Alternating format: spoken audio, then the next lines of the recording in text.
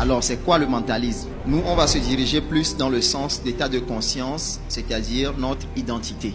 Quel est ton état de conscience en l'instant T? L'identité que tu perçois de toi-même à l'instant T. Pourquoi le choix de ce thème? Le choix de ce thème dans notre série Plus que vainqueur, pour mieux ressortir les armes que nous pouvons utiliser pour aboutir à ce résultat de plus que vainqueur.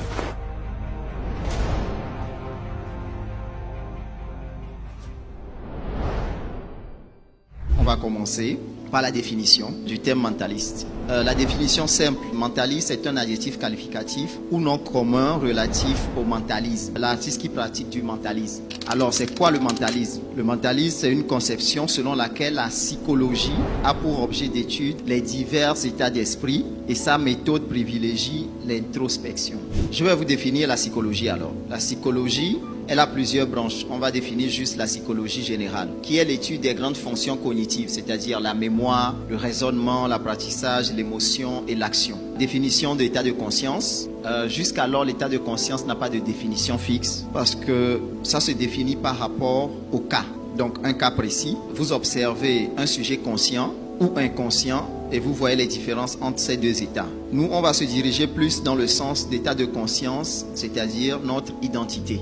Quel est ton état de conscience en l'instant T? Donc ton identité, l'identité que tu perçois de toi-même à l'instant T. Donc lorsqu'on redéfinit maintenant ce que c'est que le mentalisme, nous allons voir que c'est une conception selon laquelle on prendra le raisonnement. Comme psychologie, on prendra le raisonnement. Conception selon laquelle le raisonnement a pour objet d'étude les diverses identités et sa méthode privilégie l'introspection, c'est-à-dire l'autocritique. Vous me suivez jusque-là? Donc nous avons le raisonnement et nous avons l'état d'identité, l'état identitaire, c'est-à-dire l'état de conscience. Pourquoi le choix de ce thème?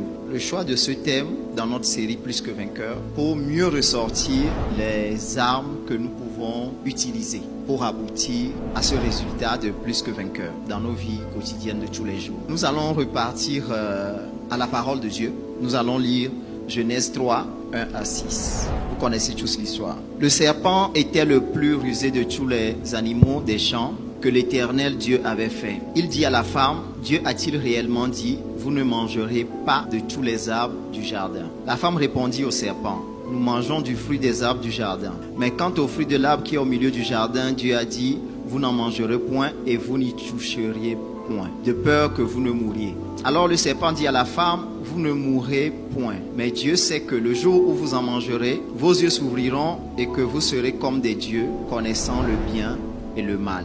Vous connaissez toute l'histoire, donc on va aller à l'essentiel. L'essentiel ici pour moi, c'est de faire